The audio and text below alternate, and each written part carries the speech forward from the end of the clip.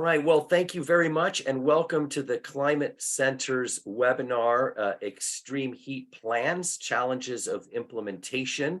My name is Doron. I am a program manager here at the Climate Center, and I'll be your MC here today. I'm very happy you could all join us. I'm going to show a few quick slides and run through the agenda, and then turn it over to our various presenters who are going to launch into this topic. So here we go. This is our webinar today is part of our series, Envisioning a Climate Safe California, Stories and Solutions.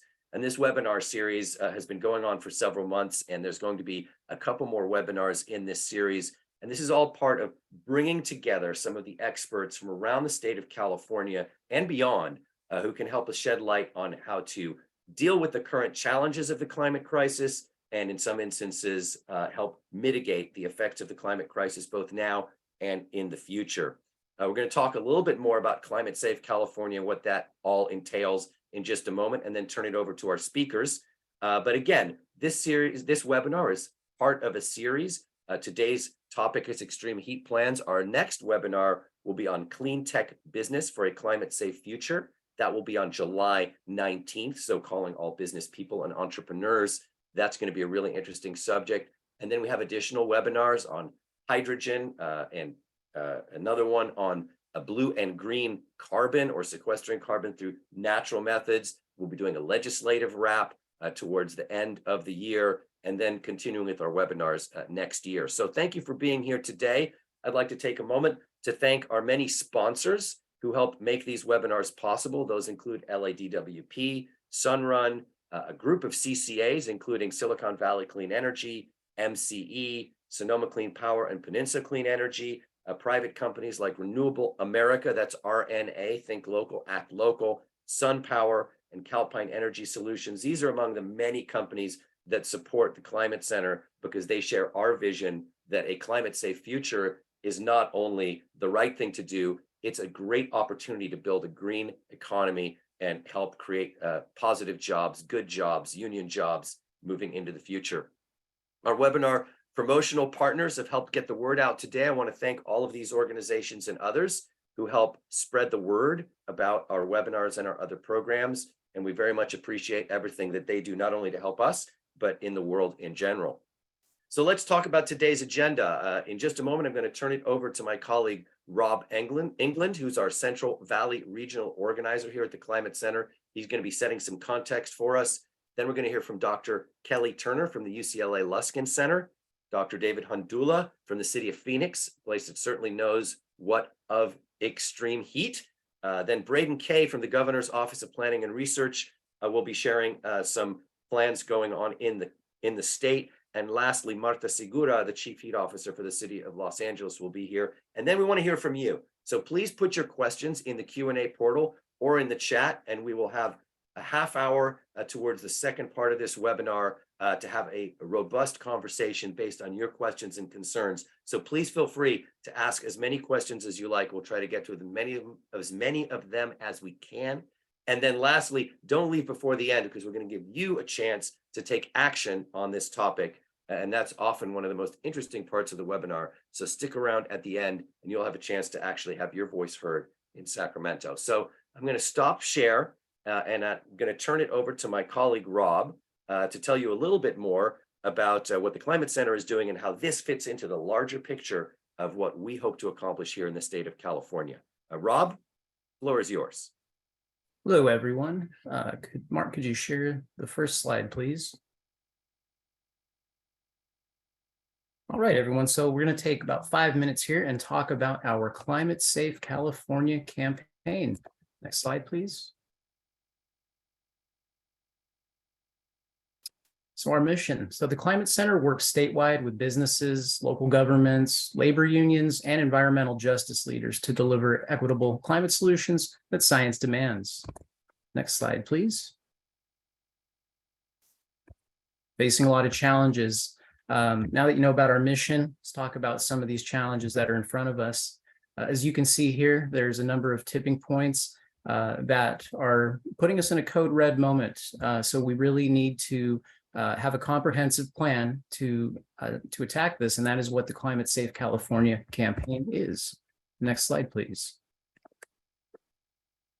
Now, California has become a hotspot for the climate crisis. We've got mega droughts, forest fires, water-thirsty agriculture, and heat stress.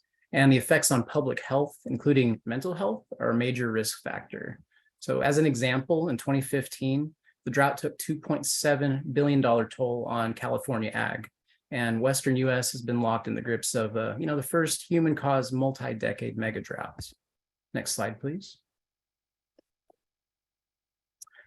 So some health risks for the community, include wildfire smoke, which indirectly causes over 1,200 deaths that would not otherwise have happened, and 4,800 additional visits to hospitals.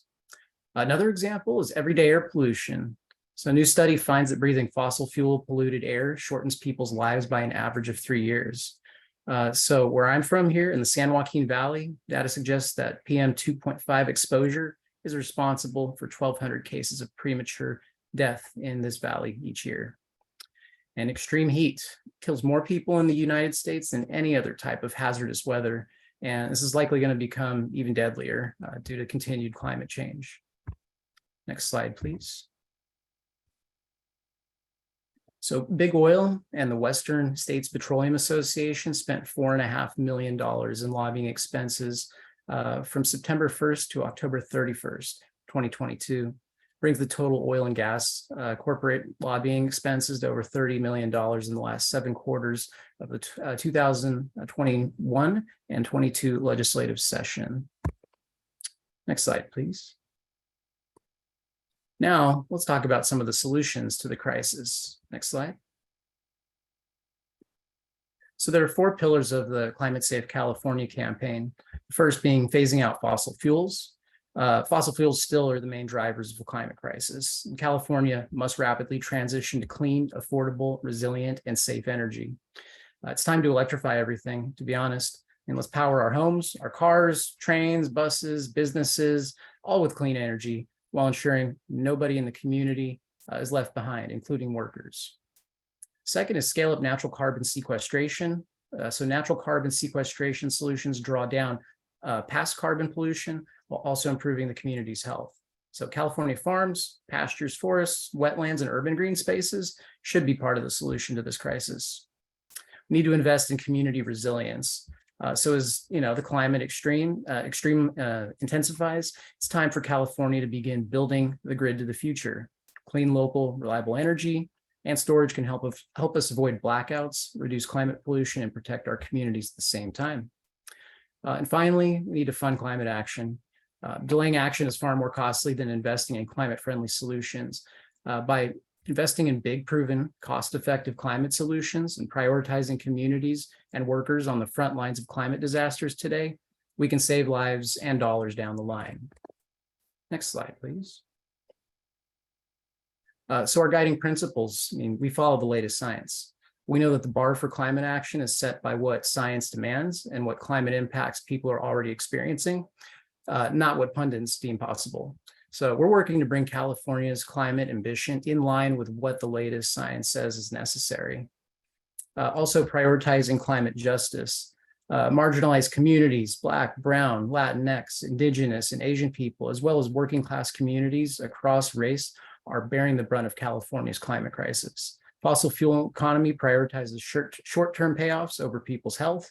Working together, we can ensure that all Californians enjoy equitable access to the climate solutions and the benefits of clean energy. And securing a just transition for workers. As we transition away from oil and gas towards renewable energy, policymakers have to ensure that fossil fuel workers and their families are not left behind.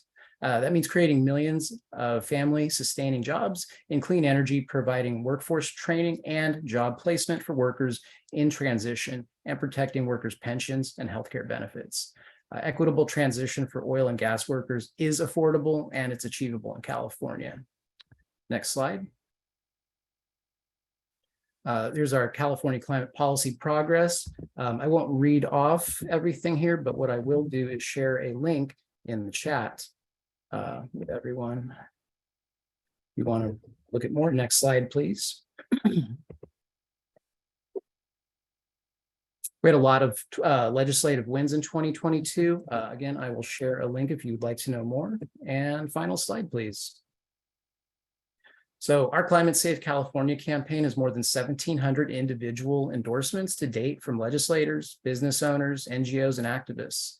If we can do this in California, which we're the fourth largest economy in the world and a major oil and gas producing state, we can do this anywhere. So if you haven't already, I'm going to put the link to the Climate Safe California campaign in the chat. Please feel free to sign on. And back to you, Duran. Thank you so much, Rob, and thank you for highlighting the importance of the context of what we're doing. And I just want to mention that the endorsing Climate Safe California is easy. The number is now 1,857, including many notable leaders. We'd love to continue to build the number of people who endorse that platform. So please do join those 1,857 and help make it a bigger number. It's very important when we go to Sacramento to be able to show the breadth of support that we enjoy. So let's talk about extreme heat. This particular subject, we're under a lot of clouds here in Sonoma County at the moment where I live, but we know that extreme heat is hitting a lot of the country and is going to continue to impact California as the climate crisis intensifies. And so I'd like to introduce Dr. Kelly Turner, Professor and Associate Director of the UCLA Luskin Center for Innovation, to help set the table and talk about extreme heat plans. Dr. Turner? Hi, thank you so much. And thank you so much for having me today to share a little bit about what we do at the Luskin Center for Innovation, which is an environmental planning and policy research center in the School of Public Affairs at UCLA. And we're really focused on community and stakeholder engaged action-oriented research to enhance environmental equity and well-being. So with that said, Luskin Center has a recent strong focus on the problem of rising temperatures in cities and finding ways to address that at all levels of governance. And I'm going to focus today a lot on the state level, because in 2020, we published a report showing policy gaps in heat governance in the state of California. California is not alone in this. So communities across the United States are just starting prepare for heat in a hotter future. And, you know, some of the work that I've done actually with fellow panelist David Handula is taking a look at municipal planning documents and finding that most mention heat in a very general way, even though there's so many various ways that heat can affect cities. And so, you know, not only are cities not really thinking in a really specific way about heat, but they're not thinking very broadly about strategies to address them. So by far, what we found is that trees show up as this solution to extreme heat. But yeah, you know, it's much more than just you know, planting trees in the city. So in that report, we developed something called the Heat Exposure Settings Framework. This identifies the places where heat vulnerable communities are most likely to be exposed, that places are too hot, like the home, the workplace, transit, and of course, you know, one of the subjects we're going to focus on today, schools. And then we produced a follow-up report with a series of policy briefs that can be found on our website, and the link will be dropped in the chat. And the first laid out the need for an equity-centered whole of government approach in addressing heat in our communities. So, you know, first, heat governance needs to be equity-centered because the consequences of extreme heat are highly inequitable, and low-income communities and communities of color are more likely to be heat stressed, to live in hot neighborhoods, and lack resources to cope. But second, we need this whole of governance approach. And what I mean by that is an approach that looks not just at things like emergency management or land use planning, but all the various ways our different sectors are managing thermal conditions in the environment. Because there's basically no aspect of daily life that won't be untouched by the consequences of hotter temperatures. So right now, heat governance is usually tied to either emergency management or land use planning, but in a more robust way would include all the various rules and regulations that make it difficult to implement what should be straightforward solutions. And so a great recent example of this is the ability to, for instance, put in a bus shelter that provides sufficient shade for people waiting for transit. Luskin Center also has released a couple of exposure setting specific briefs. You can find them on the same webpage from the link that I shared. The first one was on heat in homes, and the second one that we just released a couple of weeks ago is on schools. So why did we focus on schools? Well, first, children are particularly heat vulnerable physiologically, but also because being too hot can have negative consequences for things like learning outcomes, lower test scores, difficulty concentrating. And schools are also frequently some of the hottest neighborhoods, hottest areas in the neighborhood, and this is by design. If I can just share real quick an image that I have here. If you see that.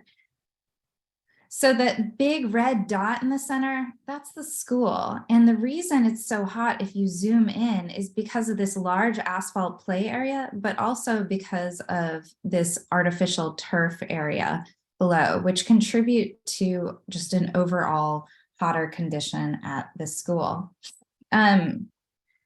So when we think about heat, we need to take a step back a little bit. So we think frequently about something called the urban heat island effect. This concept that the cities are hotter than the undeveloped areas that are adjacent to them. And that's usually demonstrated using air or surface temperature models.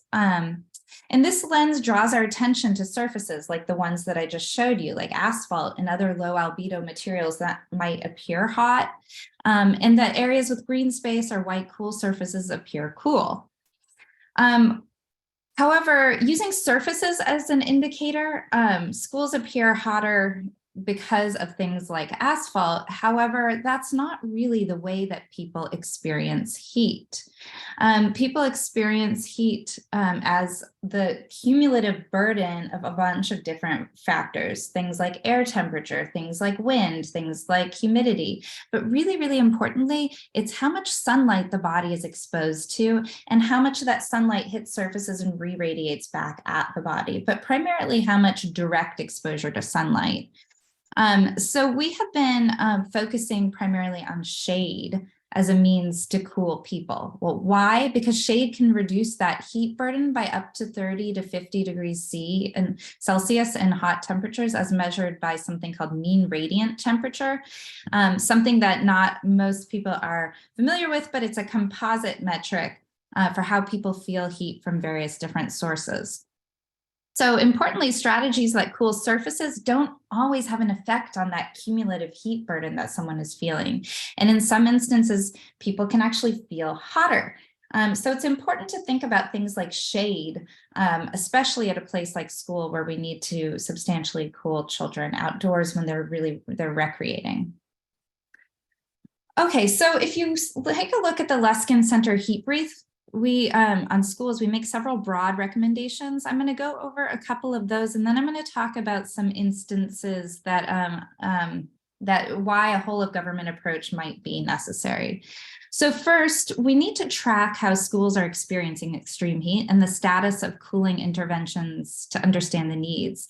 Right now, for instance, California doesn't have a facilities inventory that takes account of which schools have air conditioning or other cooling systems, if they work, or if the schools can even afford to run them. A second recommendation is to establish statewide indoor temperature limits to schools based on children's risks specifically and the effects on learning. This is something I know that the state is pursuing in the residential home sector, but also something that we need to think about at schools. A third recommendation is to mitigate heat exposure in schoolyards through evidence-based engineering and nature-based solutions. So for this, we again are recommending focusing on things like greening, but particularly shade and using sun blocking interventions versus sun reflecting approaches. Okay. And then also managing heat through behavioral interventions and finding gaps and inconsistencies that need to be addressed in our policies. So I want to give you some examples. Today, schools that wish to erect a shade structure might not do so because that choice may trigger other infrastructure upgrades, making the capital costs higher than what they can afford. Another example is CAL FIRE is administering a program to improve tree canopy coverage up to 30%. However, the grants available for cooling upgrades may be under-leveraged by schools in low-income communities that lack administrative resources to go after those grants, while some schools in higher-income communities might be able to do so. So the grant funding could sort of unintentionally widen income-based temperature gaps at schools. In terms of a more permanent funding source, the state has a few mechanisms available. The state doesn't have good mechanisms available to prioritize allocation of school bonds based on climate adaptation, including cooling. So that would require some sort of regulatory change. And then there's also sort of interesting, in the 1970s, the state released guidelines for equitable play space at schools, and they rolled that out in order based on enrollment. So this was an attempt to ensure that children at schools with large enrollment had sufficient space to engage in physical activity. However, the definition of play was closely tied to asphalt-based play like basketball and handball. So in general, we need to expand our thinking about what constitutes play in order to think about cooling in a more robust way. So I'd like to conclude by saying that measures like SB 499 would go a long way in helping give school districts ways to make play space cooler for children. And I'd also like to acknowledge all the many partners that have made our work possible: the Strategic Growth Council of California, the Resources Legacy Fund, who have been our funders, collaborators like many of you all who are in the California Assembly, the legislative staff, the Trust for Public Land Greening Schoolyards Coalition, and finally, my partners who've helped me do a lot of measurements in the Shade Lab at Arizona State. So with that, thank you so much. Thank you so much, Kelly. We really appreciate it. And a couple people have been asking about slides. I just want to point out some of our presenters will show slides, and some of them really just want to connect with you and talk. So thank you for that really useful image on the school. I thought that that was interesting to see that. And, artificial turf is becoming sort of more common as we try to save water. So, a lot of times, a positive on one side will trigger a different kind of effect on the other. So that was a very useful and interesting point. So I'm happy to introduce our next speaker. I'll keep my introduction brief to give him as much time as possible. Dr. David Handula is Director of Heat Response and Mitigation in the city of Phoenix. So thank you for being with us here today, Dr. Handula. We're interested to hear what you have to say. Go ahead. Well, thanks, Duran, and just confirming you can hear me okay? Yes. Fantastic. Thanks to you and your colleagues for hosting this discussion. Really looking forward to the question and answer session later. And I just wanted to really appreciate and applaud Kelly's comments. I've always been impressed with how Kelly and her team seem to be able to take fairly technically complex topics and concepts and distill them down into what to me feels like approachable language. What we've heard in many of our engagements here in the Phoenix area is that our heat literacy community-wide is not where it can be. The terms that we're using in City Hall don't necessarily match the terms that our academic partners are using, and neither of those match the terms we're hearing from the community. So just drawing from Kelly's example of thinking of strategies that are sun blocking versus sun reflecting, I think getting those terms in our day-to-day language will be so impactful. So thanks, Kelly. I'll do my best to follow you. Great to be in such good company here. As you read in the description for today's event, the sense is that communities are in the early stages of implementing their heat plans, and that's absolutely the case here in the city of Phoenix. A lot of our work since the Office of Heat Response and Mitigation was started almost 2 years ago has been the authorship of some of the city's first heat-related plans. Our office was created as part of the City of Phoenix budget process almost exactly 2 years ago now. And as you might have heard, the title is the Office of Heat Response and Mitigation. We're trying to approach heat very broadly, and we try to divide our thinking and energy and human resources into two big buckets. One that we call heat response. We envision heat response as the short-term strategies that keep people safe during the summer. And the other, heat mitigation, long-term strategies for cooling and thermal comfort. And exactly where the boundary is between those two isn't all that important. That doesn't really matter. We could have arguments about them, but just communicating the sense that we're trying to think very, very broadly from the actions that our first responders to take responding to 911 calls related to heat, to maintenance of city splash pads, to what's in the zoning code for landscaping requirements on new development. We would argue that all of that is heat relevant. And we, like many other communities around the country, are emerging, growing, maturing how we have that conversation. With respect to heat response in particular, our climate action plan that was passed in 2021 has one goal that has fewer than 10 words related to heat response. It says something like, provide services to residents to help them manage heat. And it's not very clear or concrete, and I'm not arguing that it should be more detailed in the climate action plan, but that was really the only place where we could find some concept of heat response planning in any of the city planning documents. So one of the first actions we took as a new office was to write the city's first heat response plan. Braden has kindly called it our starter plan for heat response, and I agree. It was, I would say it's a lowercase p plan.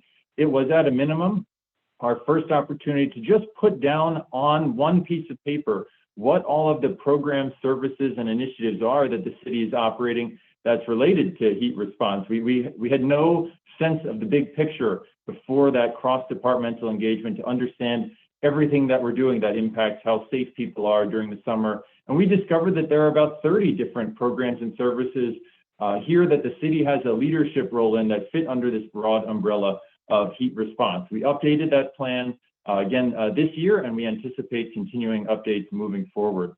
Our team is also involved in a long overdue update to the city's tree and shade plan. It was passed in 2010, called for every other year updates, and it has not been touched since that time. So that's been an interesting conversation, dusting off, quite literally dusting off this old planning document. When we go into communities here in Phoenix and hear from community members, tree planting is certainly high on the priority list for ways to cool the neighborhood, as Kelly alluded to. And we think it is long overdue time to have more strategy in our tree and shade plan. So how are we determining what goes into our plans and how to implement them as we, along with many of you, are learning how to do this heat work better in local government? I wouldn't say this is an exhaustive list, but I'll suggest that people, data, and other plans are informing what goes into our heat plans and how we're implementing them. And I'll spend just a few moments on each of those three buckets. So first, with respect to people, Braden knows what's coming here. We had a real milestone in the COVID times for our regional heat work in the Phoenix area. It was April of the year that everything was getting going. And Braden called me. Braden was in our neighboring city, Tempe, here at the time. And Braden asked how the city of Phoenix was thinking about ramadas in our parks. What would our policy be for park ramadas during COVID? Ramadas are convening places. We didn't like the idea of convening people together in COVID, but ramadas also provide shade, which, as we heard from Kelly, is a critical cooling resource. So what are we doing about ramadas? And we'll save you the technical details on what actually happened with ramadas, but we quickly realized, Braden and others quickly realized, there were 10,000 other conversations like that one that needed to be had, not just COVID related, but heat related across the board regionally. Why aren't we having this phone call on a regular basis?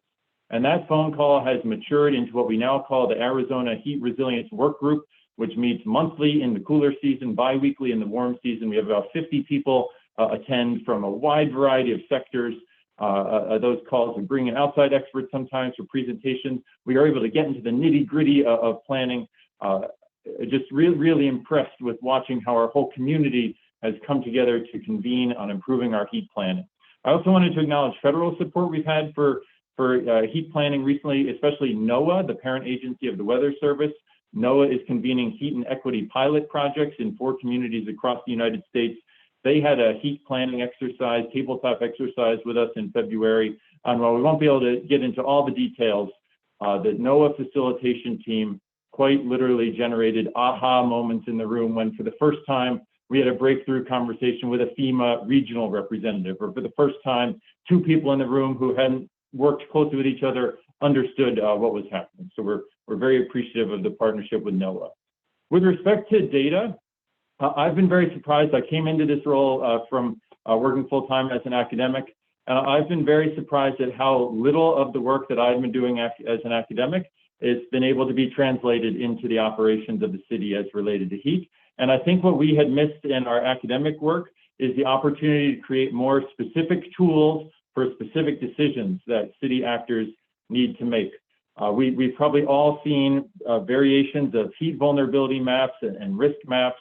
And while those are fine to create some context, to provide orientation to the topic, to help point our broad beam in a direction, when it comes down to making a specific decision, I would argue that they are only somewhat actionable. And I'll briefly share a slide here just to give one example from our tree planting work.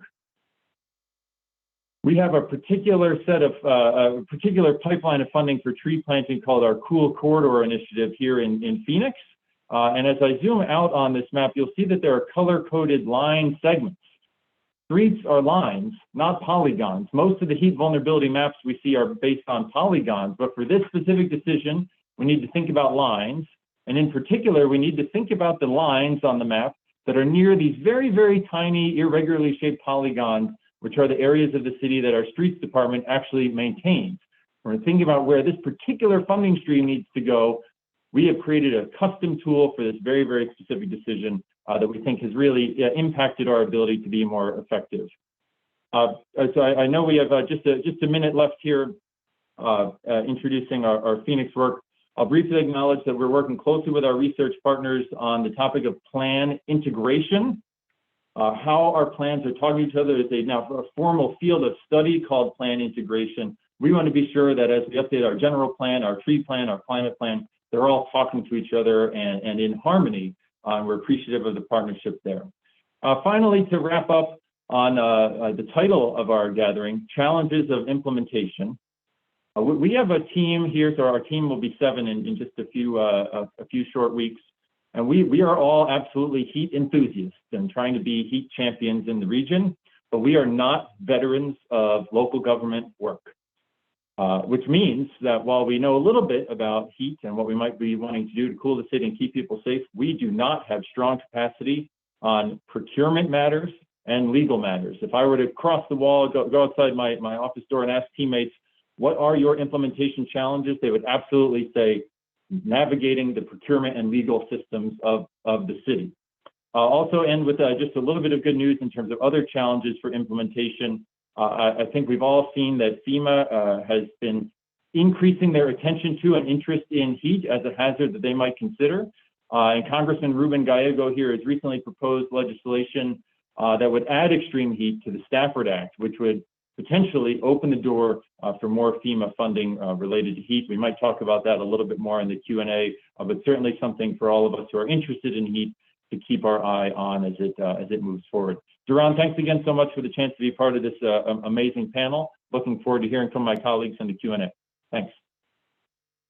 Thank you so much, Dr. Hondula. We really appreciate you sharing your experience, successes, and challenges. Hopefully, we'll dig a little bit deeper into some of these during the Q&A.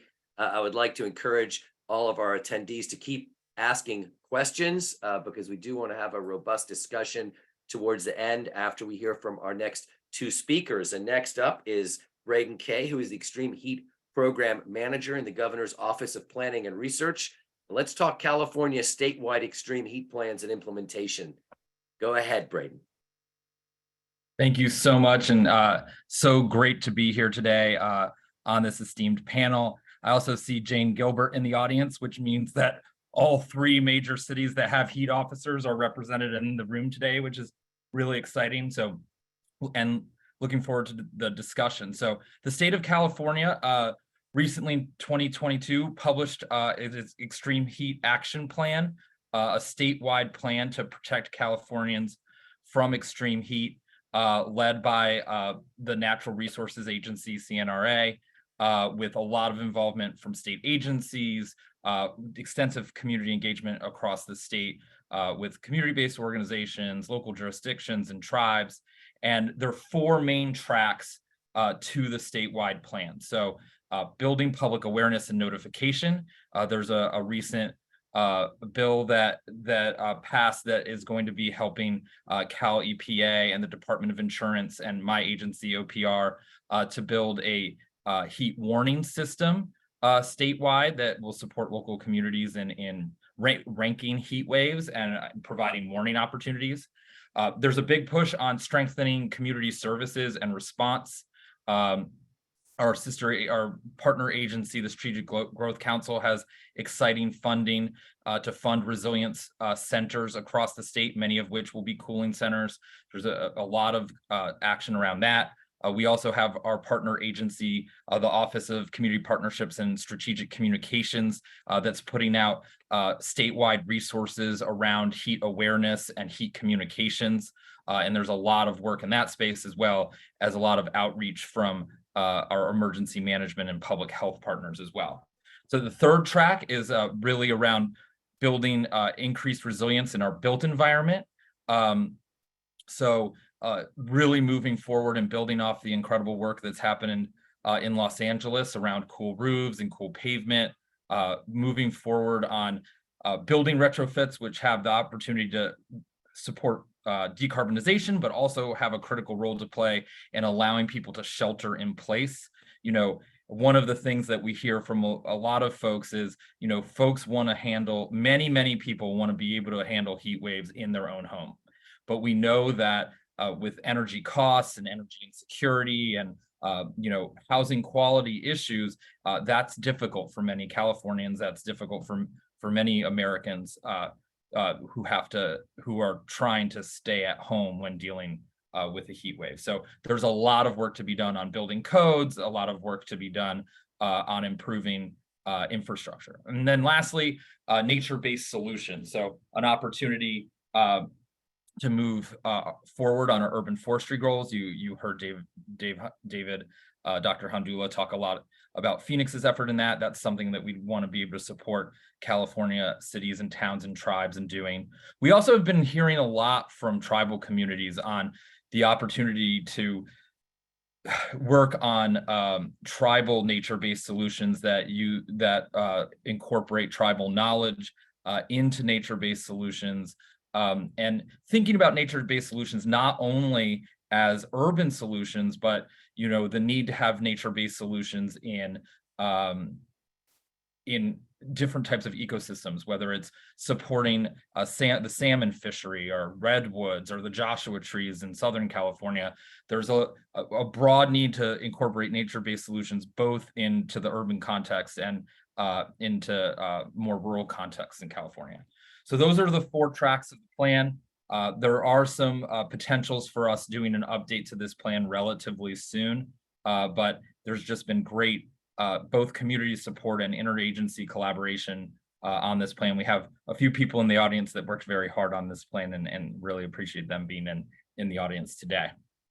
I do want to talk about the creation of the new program within the Office of Planning and Research that my team is now in charge of, the Extreme Heat and Community Resilience Program. So the Office of Planning and Research, which is a governor's office, has a team called the Integrated Climate Adaptation and Resiliency Program, ICARP. And so I have a group of colleagues all working on integrated climate solutions. We have 3 funding streams within ICARP, one to fund adaptation planning, one to fund regional climate solutions, and then ours to fund extreme heat and community resilience solutions. So we through the last 2 budgets have been allocated resources to fund both planning and implementation grants. The planning grants will support communities in communicating about extreme heat and in supporting awareness and doing planning. Yeah, so we're really excited about the opportunity to support local communities in doing that. And then there'll also be funding available for investments in extreme heat reduction and infrastructure, including urban forestry. Schools are explicitly called out in this funding, so we hope to be funding school districts, especially low-income school districts across the state of California, in creating cool school concepts, you know, and many of the cooling ideas that Dr. Turner mentioned in her talk will be a target of this grant program. So we're really excited for this new program to exist. Our program will be working on the grant program. We'll also be working on the update with the Natural Resources Agency on the next heat plan We're working on the warning system with Cal EPA and the Department of Insurance. And then we're also charged with doing other state agency collaboration around extreme heat. So the Newsom administration believes fully in a all of government approach to resilience to extreme heat.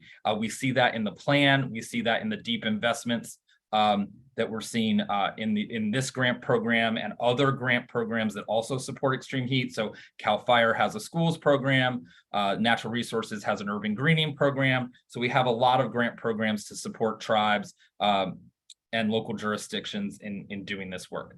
Some of the things that we're hearing so far as we've been doing this deeper listening to communities around extreme heat is that there have been limited funding opportunities around heat resilience and heat planning, although we do see that changing.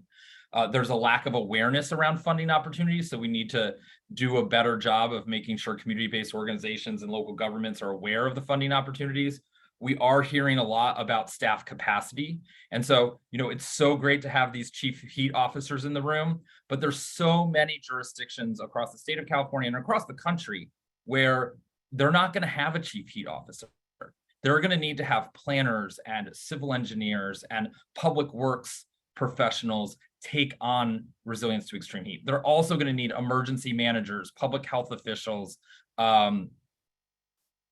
so all of government local approaches, and we need to be developing staff capacity and expertise, not just for new heat officers, but for sustainability and resilience offices. It's great to see the city of San Antonio. Some of my close colleagues there are here today. They're really thinking about how they do this staff capacity building as they build out their first heat plan. Really important work. And then there's also a need, and really appreciate the Climate Center for doing this today. We need to make more planning resources available. Dr. Handula talked about the work coming out of ASU. We have colleagues also at the University of Arizona, Dr. Ladd Keith, and then Dr. Sarah Miro at ASU that have been doing some extraordinary work along the sides of other professors like Dr. Turner around what makes for high quality heat plans. How do we create high quality heat plans? How do we do that plan integration so that you're putting heat into your all hazard mitigation plans, you're putting heat into your local health plans. There's a lot of opportunity to do that. So, one of the things we know we need to be doing is connecting applicants with additional funding resources. Dr. Handula talked about the amazing opportunity with all the federal funding coming forward, lots of funding opportunity for resilient energy hubs and microgrids with the Department of Energy, lots of funding opportunity for urban forestry from the U.S. Department of Agriculture.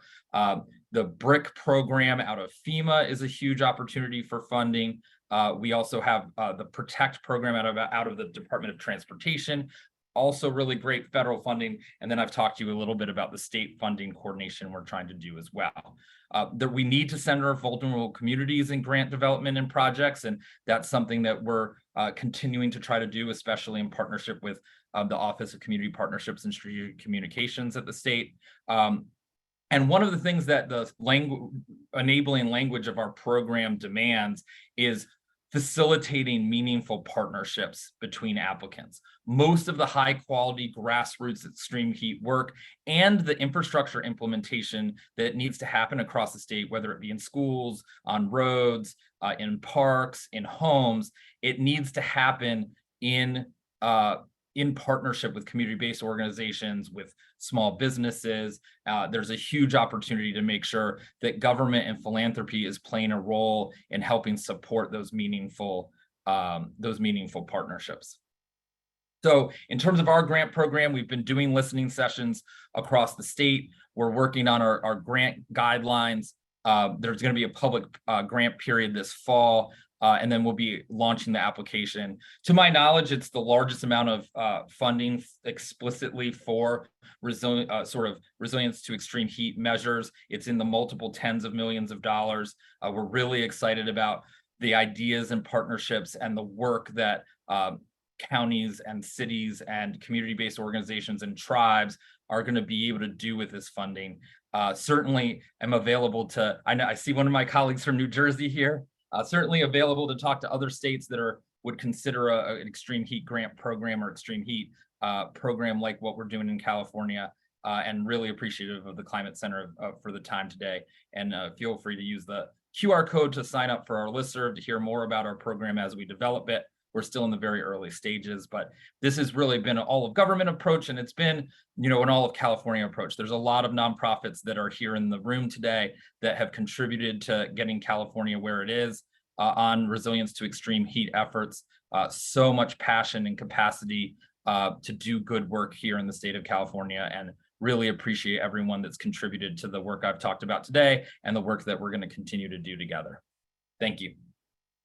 Thank you so much, Dr. K. We really appreciate it. And of course, as we work at the Climate Center and all of you to advance policy to address the climate crisis long term, we also have to focus on this parallel track of dealing with the impacts day to day in our communities, in our homes, in our schools, because that's, as Rob pointed out, going to save lives and save us a lot of money in the long run. So such an important topic, and kind of like we've been sort of funneling our way down, right? So thank you for addressing the state issue. I'm sure there'll be lots of questions about like, ooh, money, how do I get it? So we'll get to that during the Q&A, and any links you've got about specifics about how people can sign up to get notifications when the grants are available would be useful. So thank you for all of that and everything you do, Dr. K. I'd like to turn now to the city of Los Angeles and the chief heat officer for the city of Los Angeles and a friend and colleague of the Climate Center, Marta Segura. Marta, tell us what's going on down in LA. Good morning, everyone, and thanks to the Climate Center and my really amazing colleagues that are on this panel today, who I have really leaned on and learned a lot from. And I also want to echo Jane Gilbert in the audience, who has been another amazing mentor for me. Yes, today we're going to sort of narrow down what are cities doing about extreme heat and what should cities do about extreme heat with regards to the implementation of heat action plans. I want to talk a little bit about how it's been for me in the city of Los Angeles and some of the challenges I've had to overcome in the process of even creating a framework for heat action plans. Next slide, Rebecca. Oh yeah, I guess I should point out, you'll see the logos above, that the Climate Emergency Mobilization Office was founded 2 years ago. I'm its founding director. And then a year later, I was designated Chief Heat Officer. We are within the Board of Public Works, the Department of Public Works, but I also report directly to the mayor's office. I also report directly to the city council. I'm in a really unique position, and I think that that's worth mentioning, because as we replicate models throughout the state or even throughout the nation, it's interesting to note that in Los Angeles, CEMO is an independent office separate from the mayor's office within a department like Public Works that has many goals with regards to climate infrastructure investments. So it was intentionally placed in Public Works to give it that level of independence, but also because we were designated a Climate Emergency Mobilization Commission. And I'll talk more about why that commission is important to community engagement in a minute. What I wanted to say with this slide here is that it's not just about climate resilience, as most of you have discovered that have worked in this field.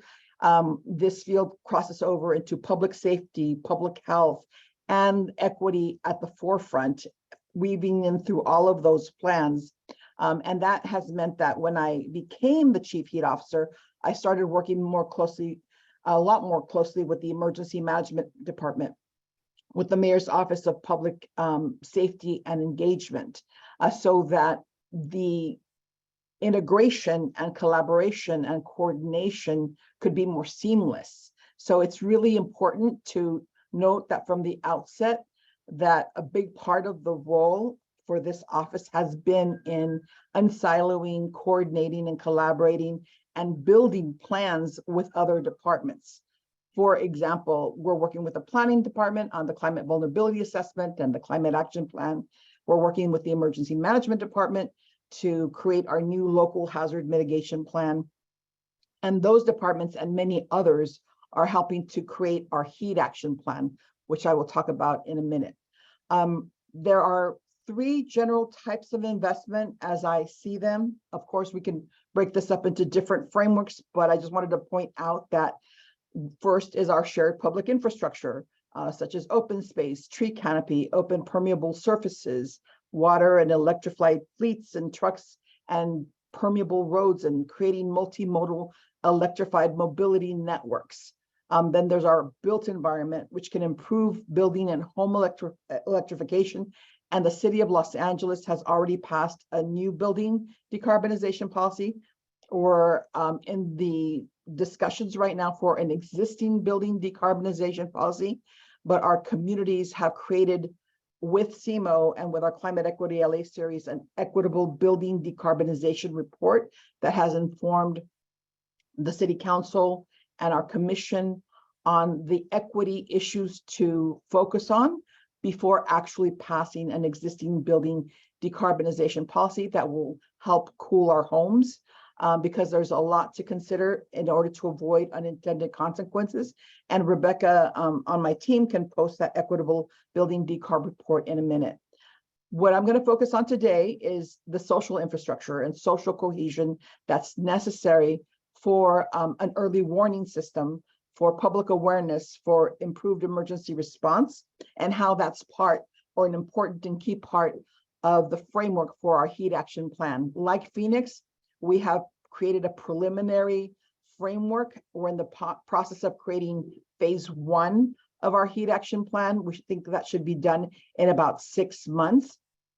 But I agree with my colleagues, Braden and Kelly and David, that it's going to be a multi-phased, multifaceted approach that always has equity as a through line, because the historical disinvestment in the communities in Los Angeles, and I'm sure across the nation, has exacerbated the impacts of extreme heat on those communities, because those are the communities that suffer from excessive air pollution, excessive chronic illness. They also have the least tree canopy. They also have the least amount of open space. They have the highest energy burden.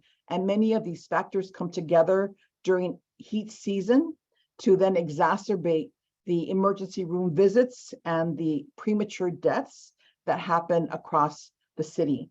So it is important, I think, to recognize that if we really want to accelerate climate solutions and extreme heat solutions to prevent further harm to our communities and to build a more sustainable city, that it is important to invest first and foremost in these areas of historical disinvestment, not just because it's the right thing to do, but because it will accelerate our climate solutions and it will benefit the entire region, but also repair historical harm.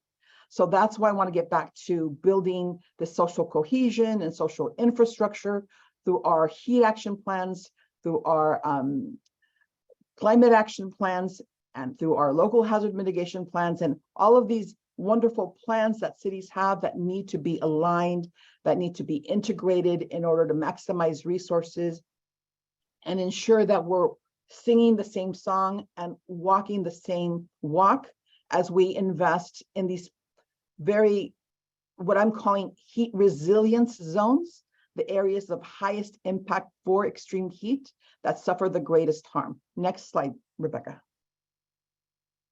So this is sort of a, general mapping of all of the things that this office is working on. We're working on the climate vulnerability assessment, the climate action plan, the local heat action plan, the local hazard mitigation plan. And then we have all of these historical plans in the charter, and like the housing element, the safety element, the sustainability plan, the Green New Deal, and so many amazing plans that need teeth, that need implementation, that need attention and need to be in the minds of policymakers and also of decision makers and general managers. And I think, just to talk about some of the challenges of implementation, I think what does end up happening at the city is we get overwhelmed with all of these plans and kind of just move on from one plan to another, and then we don't align them as strategic investments or strategic initiatives.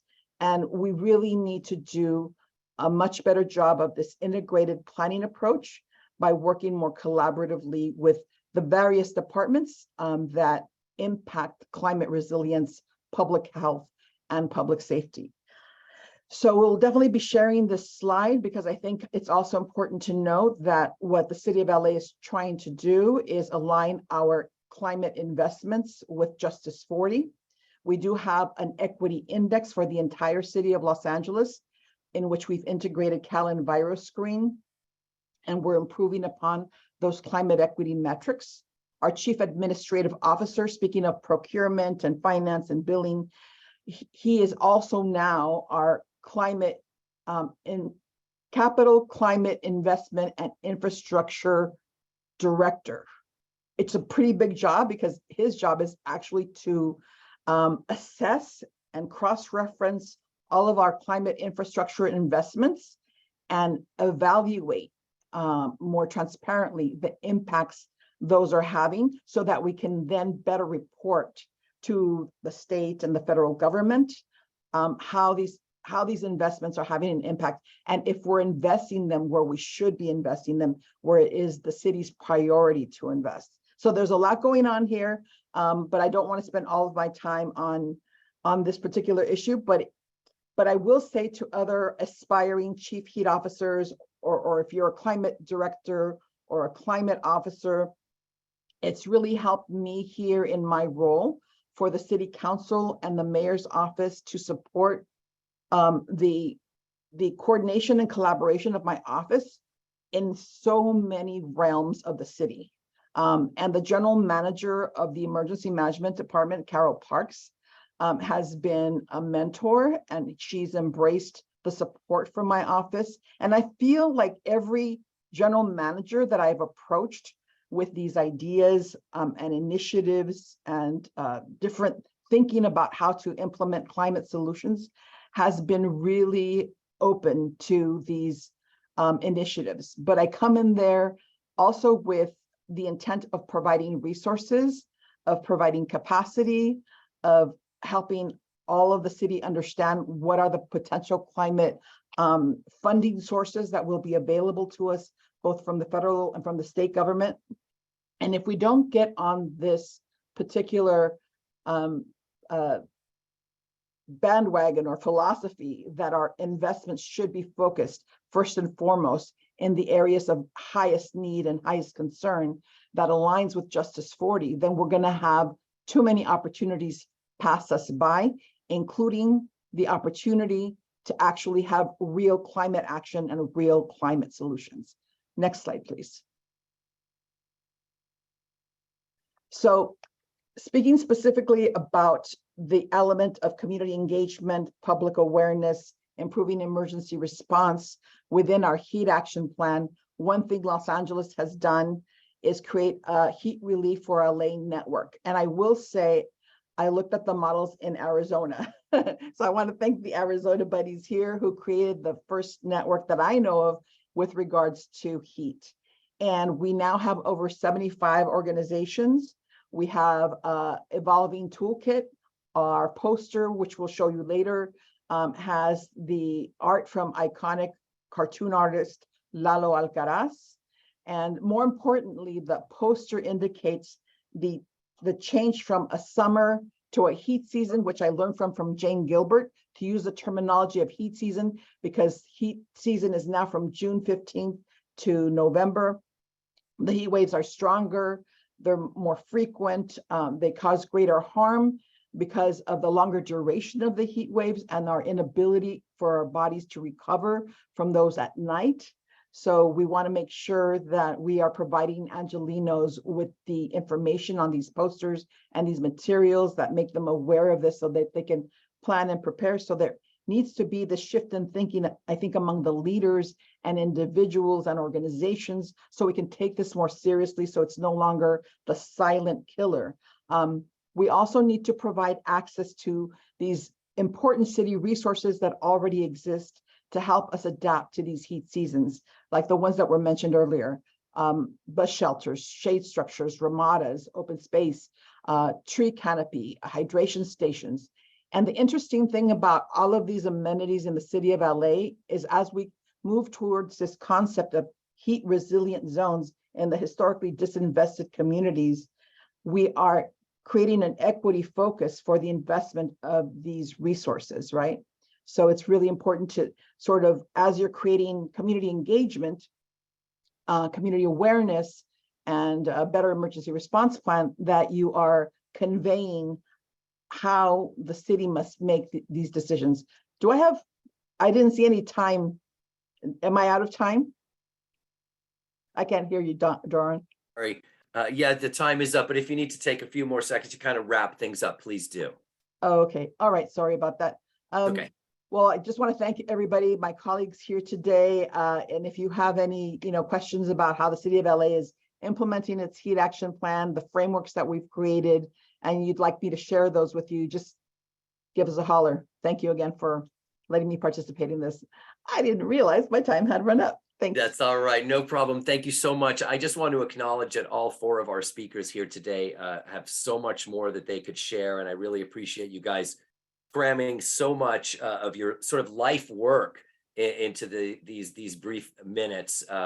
But we do have some really great questions, and we want to make sure we get a chance to have a conversation with all of you and involve some of what our attendees are interested in. And if Dr. K could also turn on his camera, that would be great. But I'm going to start with this question, Marta, and I'm going to start with you, and then I'd love the other speakers to address this question because it kind of taps directly into the last comment that you made.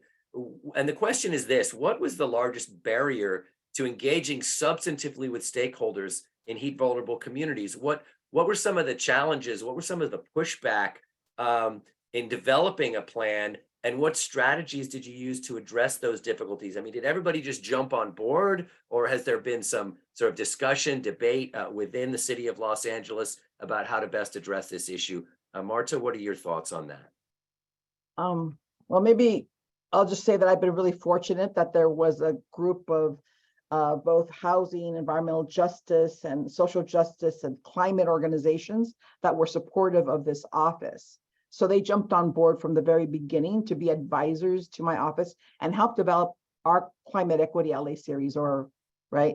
I think in terms of challenges, we're trying to create a new governance structure.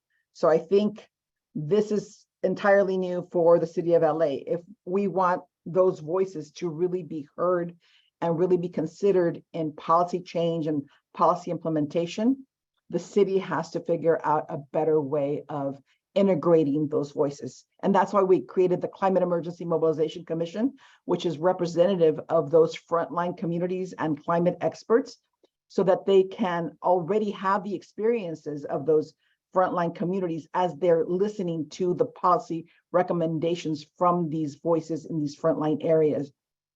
And then those ideas can be more easily conveyed to the city council, to the mayor's office, so that we're sort of really increasing the volume and visibility of that engagement so that those ideas are integrated into policy and are integrated into the implementation.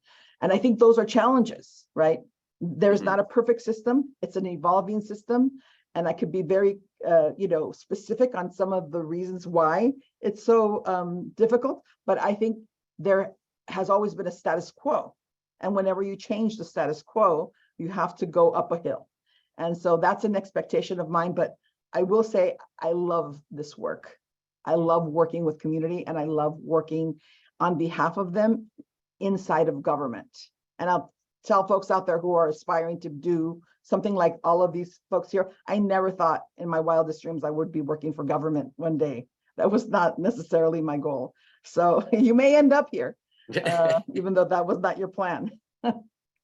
Thank you so much. And I'm curious, Dr. Hontula, from the perspective of Arizona, different state, different politics, different general public, different attitudes towards climate.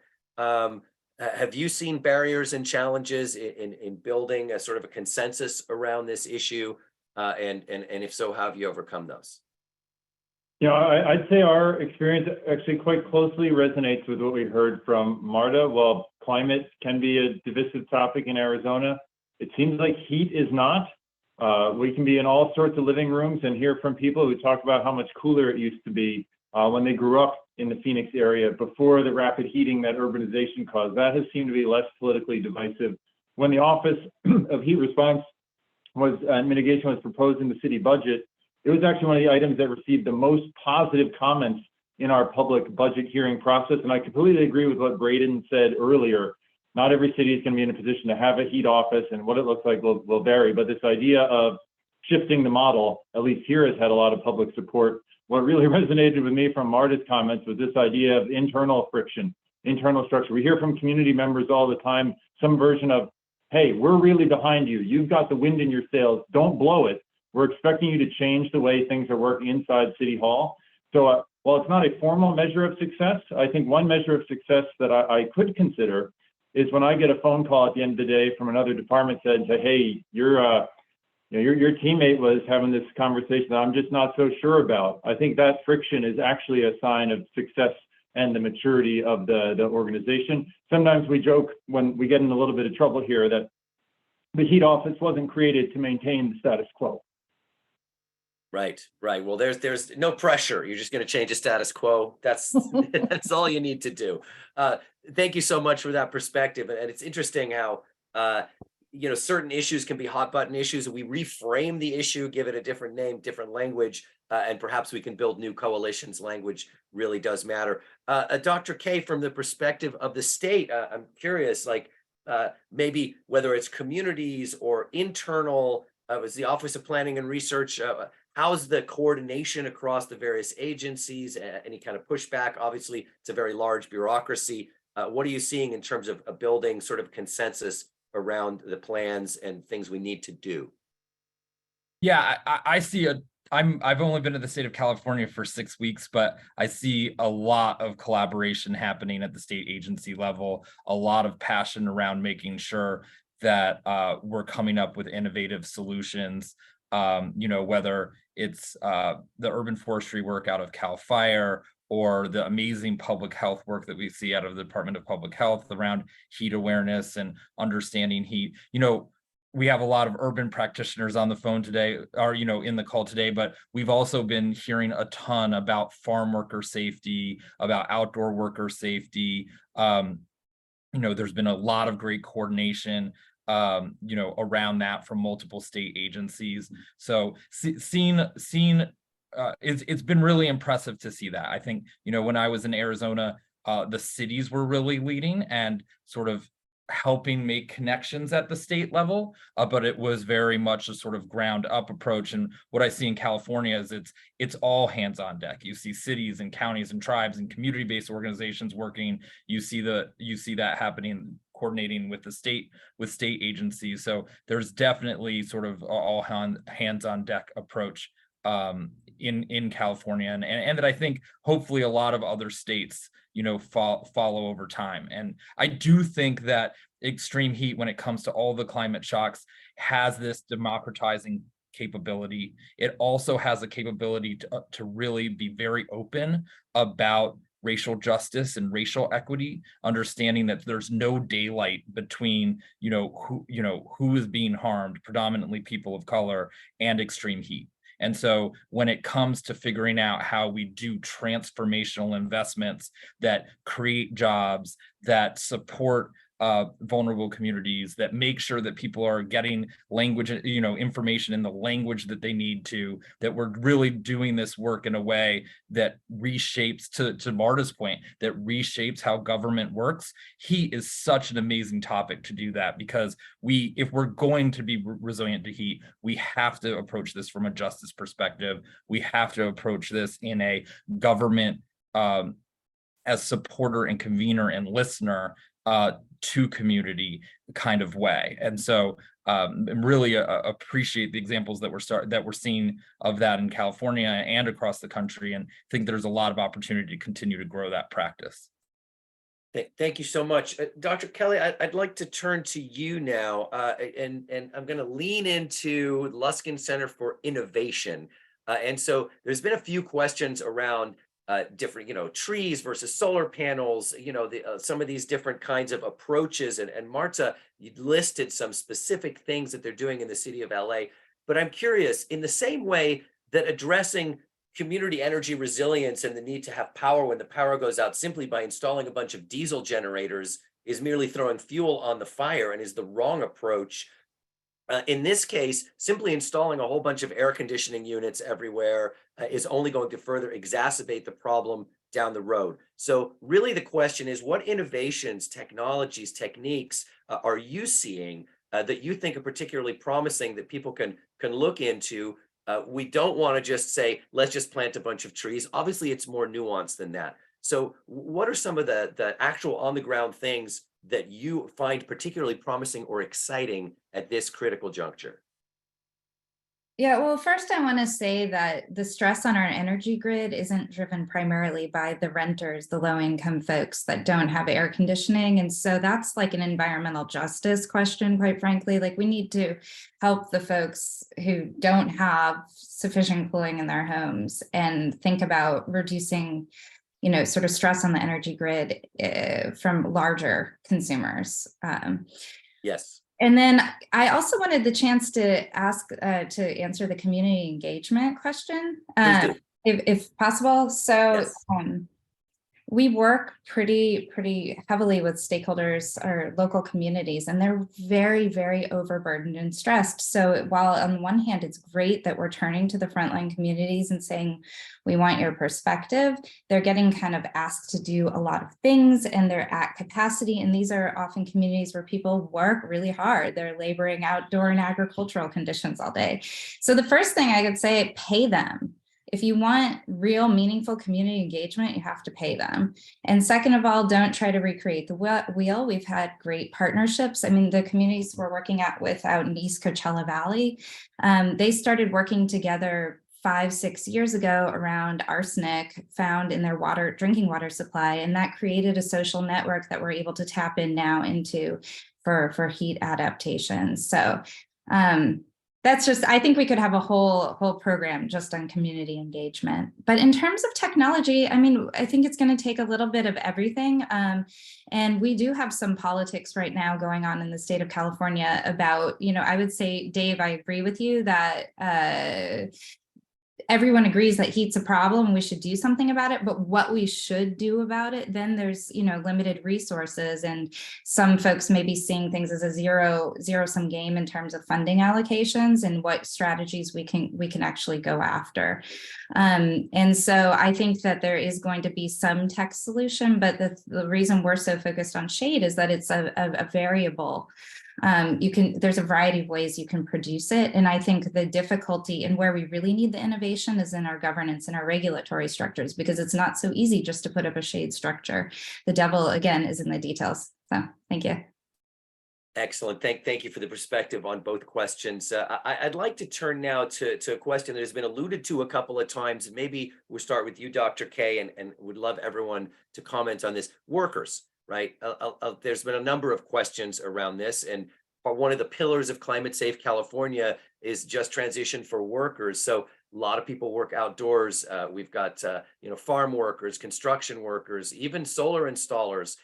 So I'm curious, in your planning, like what are some of the sort of key points we need to be thinking about, and what are some of the plans that are being put into place to protect workers in this extreme heat environment that we're starting to experience? Yeah, I think you see multiple state agencies using their relationships with organizations that represent workers. There's mobilization around potential additional standards around heat for workers, whether it be time of day and shifting when in the day, potential for additional infrastructure such as shade infrastructures or water infrastructure in agricultural areas. So we're hearing a lot of great ideas. Our hope is that our grant program will be able to fund some pilot projects that innovate on how workers can be protected and that support community, organizations that are supporting workers. But we definitely, in the short time that we've been listening around how to create our grant program, have been hearing a lot from organizations representing farm workers, making sure that that they're invested in, that there's awareness around it, that there's the potential for more regulation. And then another thing we're obviously hearing is huge. We need to do much better work in language justice in this field. And we're not making sure, especially given that a lot of our farm workers speak a variety of languages, and we're not doing enough to make sure that heat awareness is done in the multiplicity of languages that exist in our state, and especially amongst farm workers. So there's a lot of important work to do in that space. Thank you so much. Marta, do you want to address that here in the city of Los Angeles? Yeah, I do think that even though cities do not regulate worker health and safety, they're in a very unique, adaptable position to convey and communicate to employers what needs to be done, right?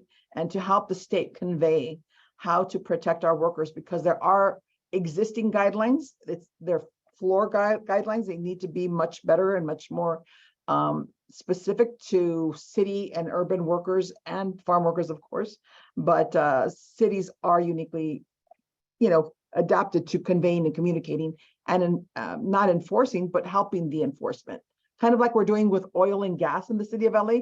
We don't regulate oil and gas, but we are letting the state know which oil and gas facilities are not in compliance with even the city standards, right? So there has to be better communication between jurisdictions, between the city and the state and the county. And if we are in line with the protection of workers and how to protect workers, and it's part of our portfolio, then I think we'll do a much better job in that. Thank you. David, go ahead. I saw you turn your microphone. Yeah, I might just add, of course, the agencies that Marta, Braden, Kelly, and I represent also have workers who are in stressful conditions. And certainly in Arizona, the idea that the government should hold itself to the same standards that it holds the private sector to is an important principle we hear from some constituencies. So as we're moving forward and thinking about all worker safety, we're certainly trying to look at City of Phoenix employees as well. I'll be sure, I think that is the case, Marta, where we have some, quote, enforcement opportunity. We can be a little bit more heavy-handed. Thank you. Dr. Kelly, Dr. Turner, do you have any thoughts on that piece of it? No, all right. I appreciate that. I just want to give everyone an opportunity. The question has come up, what about indoor workers? So, I mean, I think it's important to recognize that heat does not just affect the people who work outdoors, but can sometimes affect the people who work indoors in manufacturing facilities and the like. So I just want to put a pin in that. And as we move on to our next questions, if anyone wants to address that, please do. I'm curious, so we have a really broad audience here today. Many folks from California, but also folks from outside the state. And typically our webinars will sometimes even, I've seen people sign in from Amman, Jordan and the Marshall Islands. So we don't know exactly where everyone's from, but they come from many different locations. So I'm just gonna ask all of you, when you're doing your work, what other communities, either in the US or internationally, are doing a good job or doing something innovative? Who do you turn to for inspiration? Braden's got his hand up. I'd like to turn to you first. Who's doing a great job? Who should we be looking to for more innovation ideas beyond Phoenix, Los Angeles, and the state of California, of course? Well, I'll let Marta and Dave get into a C40 conversation because we've been seeing some really great innovation at the C40 level. But before we get into that, when I was at the city of Tempe, we had a Robert Wood Johnson Foundation grant around global ideas and bringing them to Arizona. And one of our partners was Dan Neely, who's the community resilience manager for the Department of Emergency Management in Wellington, New Zealand. And he is creating this very grassroots approach to emergency management where they're using the arts and culture to connect with neighborhoods around what assets are in your neighborhood, what do you need during the case of an emergency. Dan Neely says something that's super important, which is in most natural disasters, 95% of the population is either going to be self-rescued or rescued by a neighbor. Yet we spend so much of our planning resources and government resources on that 5% that public safety is supporting. But the vast majority of people are not, and lives are not going to be saved by public safety. They're going to be saved by regular citizens, neighbors, or it's going to be self-rescue. And we need to be setting up systems that acknowledge the 95% of people that are going to be doing this on their own or with someone next door. And so Dan's really been revolutionizing that. I'm spending tomorrow with Daniel Holmesy, who's doing that work at the city of San Francisco, has been doing that grassroots community organizing with the city of county in San Francisco for 15 years. He's driving us around Bayview and a few different neighborhoods in California. He's been in very close touch with Dan Neely in Wellington for many years, and they've been co-developing this kind of grassroots emergency management approach. So a lot to learn from that Wellington, New Zealand example, and it's great to see those types of models emerging throughout. We've tried those models in Arizona when I was there, and we see those kind of grassroots models emerging in San Francisco and in LA as well. So really appreciate that. And now let's hear more about C40 from our friends. Excellent. Marta, who do you turn to for inspiration? Well, everybody on this panel. There's a good start. Jane Gilbert, and also there's the Archrock Center that has a cohort of global chief heat officers, and they're amazing women who we meet kind of like once a month, and then we meet in person once a year. But truly, my inspiration has been my community, right? And what drives me every single day is to see a more equitable, thriving, healthy Los Angeles and nation. For too long, we've been, historically disinvested and have been sort of on the back burner. And I think that's totally changed now. I think we're our voices, their voices are definitely being heard. And really that drives my work every day. And what gets me up in the morning, what keeps me up late at night to make sure that we see those changes happen. Those changes are really important to me and to many of us here. And I think that when people are really driven by these kinds of social equity changes, it makes a difference in public service and in our government to create a more accountable system that really responds to, like Braden said earlier, democratizing the voices and democratizing the solutions. Wonderful. Thank you. Dr. Handula, Dr. Turner. Dr. Handula, go ahead. Yes, following Braden's cue here, I will also acknowledge the C40 network, and in particular, its Cool Cities network. We were really thankful to be able to convene some of the North American, Canadian, and Australian C40 Cool Cities network cities here in Phoenix last week. And for those who are part of C40 or maybe are adjacent to or near C40 cities, we've certainly heard from their leadership an interest in supporting more regional work. While the C40 cities tend to be the larger cities, I think there's increasing recognition that the success of those cities really depends on regional success. So I think there's more opportunity for partnership. Braden, your comment about the 95% made me recall. I think it's something that you said in a meeting here. So thinking about how we are administering the city functions, I think you said that it all comes down to who has the keys to the buildings. If there's a community center that's meant to be activated in an emergency or disaster scenario, who has the keys? And if it's only the city officials, the first responders, that's 1/20th of the need that's being met. We heard this exact challenge being worked through from our colleagues in DC who were out last week as part of the C40 convening. And it sounds like a very simple question, but when we actually work through it, it gets very, very sticky. Well, I credit Kristen Go ahead. Baja from USDN with that, who has the keys metaphor, but it's such an important one. Thanks for elevating that need. Excellent. Dr. Turner, I'd like to turn to you both to address that question about where you turn to for inspiration, and also to perhaps put a kind of a wrap on this. We're going to turn to our action item in just a moment. We've only got a few minutes left. You started us off. I'd like to kind of bookend it by bringing it back to you with any final words, as well as where you turn for inspiration.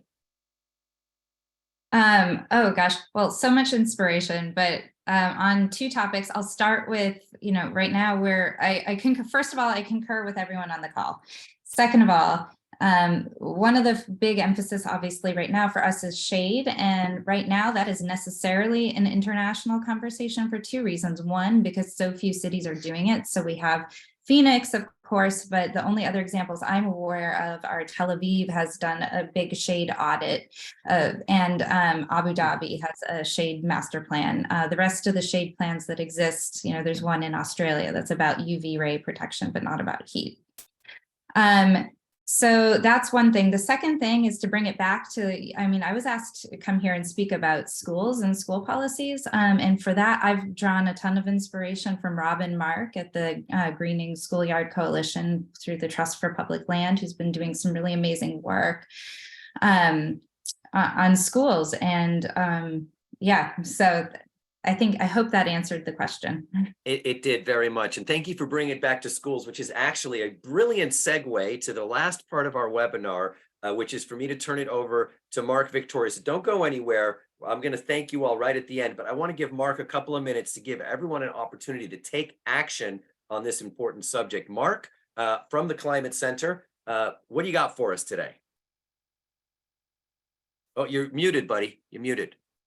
There you go. We've been doing this for a really long time and I still forget to mute. My apologies. Thanks all for joining and for all the wonderful questions, and thank you to the speakers. I just wanted to share my screen real quick here, and this is our call to action.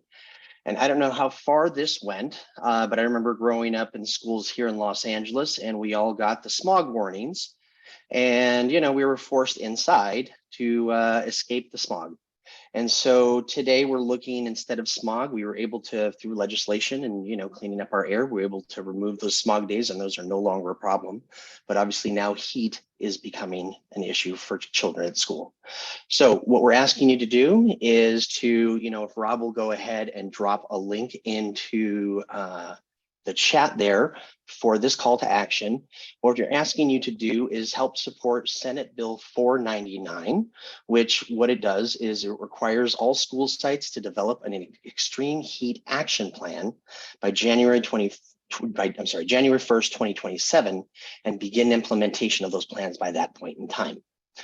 If you click the link, it'll take you to this page. It'll go a little bit deeper into what we would be requesting, either shade trees, school gardens, coniferous trees, barriers between the school sites and any adjacent high polluting streets or commercial projects, lots of different things. So what we're asking you to do, scroll on down to the bottom, fill out this section right here. And this is the note that we'll send out to your legislator, writing you to urge support for SB 499. The bill has passed the Senate and is on its way to the Assembly. And so as much support as we can get towards, securing climate plans for schools and heat plans so that we can get shade structures in there, the better. So support your local kids. Thank you so much. And Rob will drop the link to that action item into the chat, and we'll also send it out along with the recording of the slides and the webinar itself. So you'll all have a chance to take a closer look and read through the chat some more if you want. I would just want to take a moment now to thank all of our speakers, Dr. Turner, Dr. Hundula, Dr. K, Marta Segura, MPH. Let's not forget you also have an advanced degree.